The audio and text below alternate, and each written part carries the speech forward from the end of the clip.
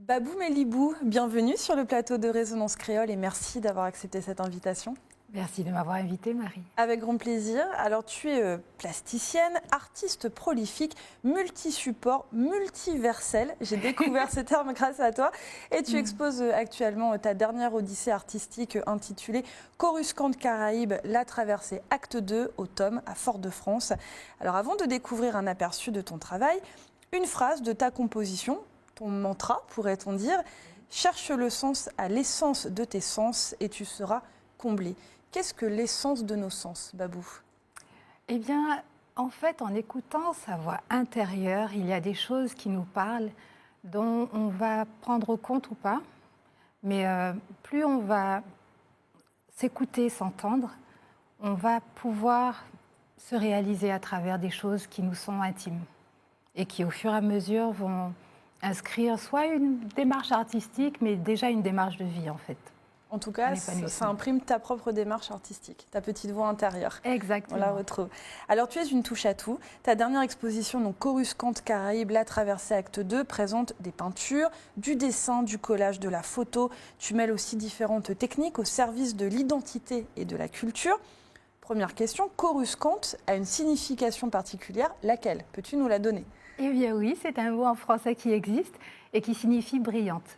Donc, pour moi, ça retranscrit réellement ce qu'est la Caraïbe, ce que sont les Caraïbéens en tant que tels, puisque nous avons un foisonnement de couleurs, de joie aussi en nous, tellement de beauté en fait, que pour moi, il était impératif de retranscrire cette vision à travers ces termes. Et de la couleur, c'est vrai que tu en mets beaucoup dans tes œuvres. Oui. On va d'ailleurs en apercevoir quelques-unes. On pourra notamment découvrir une yole, un tambour, une paillote. Beaucoup d'éléments patrimoniaux que tu mets en avant. Ça, c'est vraiment ta source d'inspiration première? Oui, retranscrire nos origines, notre tradition, notre culture et notre aspect contemporain. Comment on est à travers tout ça. C'est vraiment intéressant pour moi. Tu as toujours aimé justement ce travail de transmission? Oui, même de manière inconsciente, j'ai toujours aimé être dans la relation à l'autre, connaître l'autre, se connaître soi-même et se immerger, faire ressortir le meilleur d'entre nous à travers ces transmissions, justement. Une éloge de tes racines, mais tu l'as sous-entendu quand même avec une petite touche de contemporain. Donc elle s'exprime comment cette touche de contemporain? Avec les techniques, l'art numérique. Tant la photographie et différentes choses, mais une écriture quand même qui s'inscrit dans notre temps actuel. Tu dis vouloir mettre en scène la tradition martiniquaise, caribéenne, on le voit dans tes œuvres, avec de la sensibilité et non pas par le prisme historique, non pas par l'histoire. C'est-à-dire, j'aimerais que tu nous expliques justement cette intention. Alors c'est Édouard Glissant qui disait que notre histoire, c'est le panel de différentes petites histoires. Chacun, on vit des choses qui, dans notre société antillaise, c'est plus ce qui marque, enfin pour moi en tout cas, ce sont ces fragments de choses qui marquent notre histoire avec un grand H. Et donc l'aspect contemporain, pour moi aussi, la mémoire collective s'inscrit chaque jour. On l'inscrit dans ce que nous sommes, comment nous vivons, ce qui nous a construits en fait. Tant par l'esclavage qui nous a emmenés ici, par ces empreintes amérindiennes, par...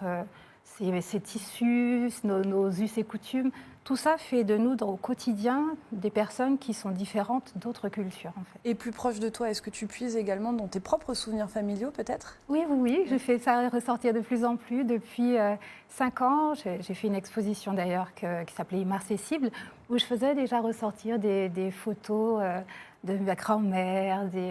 Voilà, c'est aussi... voilà, pour moi. Ton autre patte, c'est aussi ton travail sur les textiles. D'ailleurs, tu m'as dit aimer particulièrement faire dialoguer les matières entre elles. Est-ce que finalement, se borner à la peinture, c'est trop plat pour toi?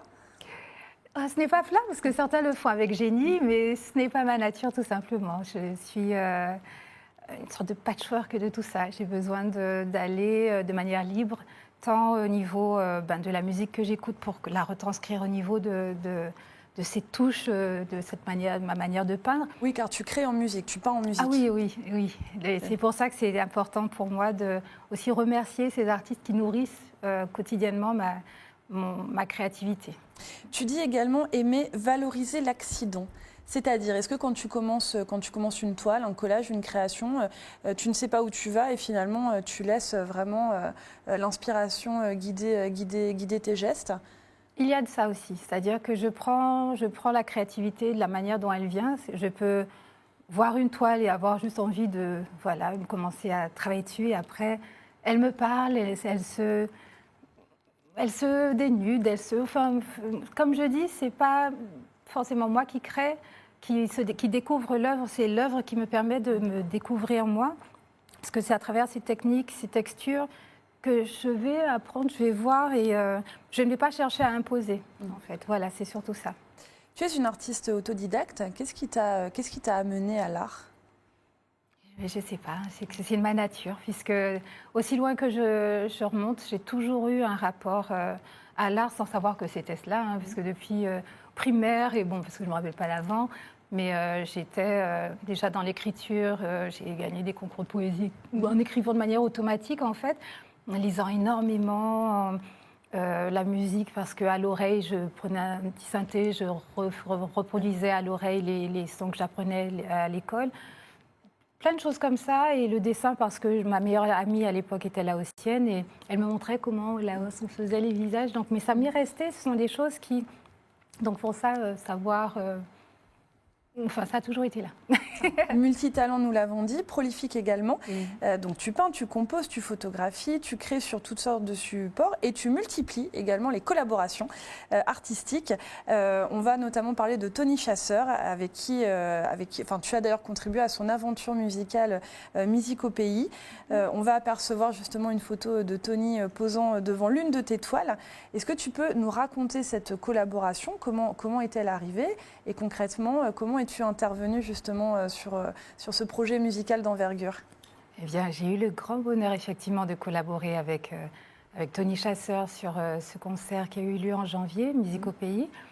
Il m'a appelé pour la scénographie et comme ce sont des éléments sur lesquels je réfléchissais déjà sur cette retranscription de qui nous sommes, et il y a un titre justement qui nourrissait beaucoup déjà ma démarche, c'est le Mounici, œuvre de Thierry Fanfan avec lui. Et j'ai travaillé justement, alors déjà auparavant avec Joko pour l'éloge, l'hommage à Malavoie, oui, dans l'autre Malavoie. Le concert L'autre Donc j'avais Malavoie, déjà, puisque j'étais déjà dans un travail de contemplation, je travaillais déjà des expérimentations à travers cette thématique. Donc tant Joko, lui c'était en novembre de l'année d'avant, que Tony, vraiment c'était magnifique de pouvoir créer cette collaboration, cet échange, que je retranscrive ce que je ressentais à travers leur univers musical. C'est vraiment une super belle opportunité. Et Tony pose en plus devant une œuvre qu'il a, c'est son tableau, il l'a acheté. Oui. Mais c'était une des œuvres principales aussi qui a géré mon travail, ma démarche artistique dans cette nouvelle touche que j'ai. Donc il y a des collages de plâtre et ces personnages sont vraiment aussi très symboliques pour moi. Alors on rappelle que ta dernière exposition, justement, si on veut découvrir aussi toute ta dimension symbolique, donc Coruscant de Caraïbes, La Traversée, acte 2, donc se déroule au Tome à Fort-de-France, jusqu'à la fin du mois, voire même peut-être prolongation jusqu'à mi-octobre, c'est bien ça? Oui, voilà, les directeurs que je salue, Mathieu Petit et Joël Réchid, ont justement invité à prolonger, c'est jusqu'au 11 octobre. J'ai le grand bonheur de pouvoir exposer au Tome, qui est un lieu mythique pour moi. Parfait. Et donc, pour ceux qui ont raté, eh bien non, ils peuvent se rattraper, en tout cas jusqu'au 11 octobre. Tout à fait. Merci beaucoup, Babou, d'avoir accepté cette invitation. Merci énormément. Avec grand plaisir. Et merci à vous, chers téléspectateurs, de nous avoir accompagnés. On se retrouve évidemment dès demain pour ouvrir une nouvelle page dédiée à la culture. Soyez au rendez-vous.